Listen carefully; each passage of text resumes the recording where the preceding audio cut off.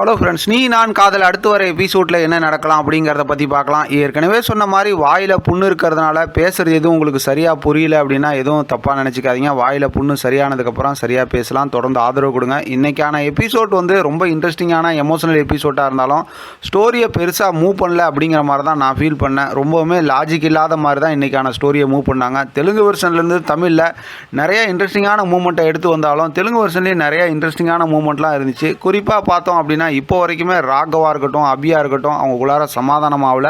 ஆனால் தெலுங்கு வெர்ஷனில் ஆரம்பத்திலேருந்தே பார்த்தோம்னா ராகவ் அபியை ரொம்பவுமே லவ் பண்ணுற மாதிரி ஒரு சூப்பரான ஒரு எமோஷனல் ரொமான்ஸ் மூமெண்ட்டை கொண்டு போவாங்க. அது மட்டும் இல்லாமல் முரளியை பற்றி இருக்கிற உண்மை ஆரம்பத்திலே இருக்க வீட்டில் இருக்கவங்களுக்கு தெரிஞ்சிடும்.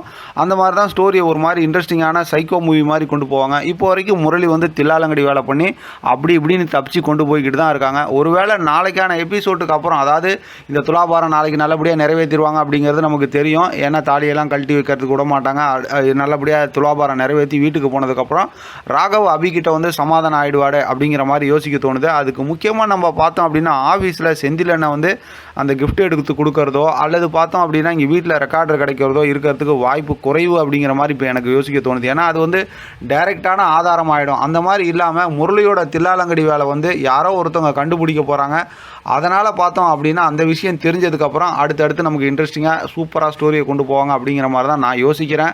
ஆனால் அப்படி தான் கொண்டு போவாங்களா இல்லையாங்கிறது தெரியல. ஏன்னா தமிழ் வெர்ஷனில் தான் ஸ்டார்டிங்கிலேருந்தே ஸ்டோரியை கொஞ்சம் டிஃப்ரெண்ட்டாக தானே கொண்டு போயிட்டுருக்காங்க. இப்போ பார்த்தோம்னா எப்படியாவது அந்த சங்கர் உண்மையை சொல்லுவார்னு பார்த்தா அவருக்கு இப்போ அதாவது கோமா ஸ்டேஜில் கிடக்கிறார் அப்படி இப்படிங்கிற மாதிரி அவரோட ஸ்டோரியை வேறு மாதிரி முடிச்சுட்டாங்க. இங்கே பார்த்தா தர்மானை எடுத்த அந்த ரெக்கார்டரும் உள்ளே கிடக்குது ட்ராக்குள்ளார. இன்னொன்று பார்த்தோம் அப்படின்னா செந்தில் என்னங்கிட்ட அந்த கிஃப்ட்டு சொல்லியிருக்காங்க, அதுவும் அப்படியே இருக்குது. ஆக மொத்தத்தில் எதுவுமே ஒரு ப்ராசஸ் ஆகாமல் இருக்குல்ல. அதனால் பார்த்தா அடுத்து இருக்க ஸ்டோரி எல்லாமே கொஞ்சம் யோசிக்கிற மாதிரி தான் இருக்குது. ஏன்னா என்ன செய்வாங்க இல்லது இப்படியே தான் ஒரு ஆவரேஜ் ஸ்டோரியை கொண்டு போவாங்களா அப்படிங்கிற மாதிரி தான் யோசிக்க தோணுது.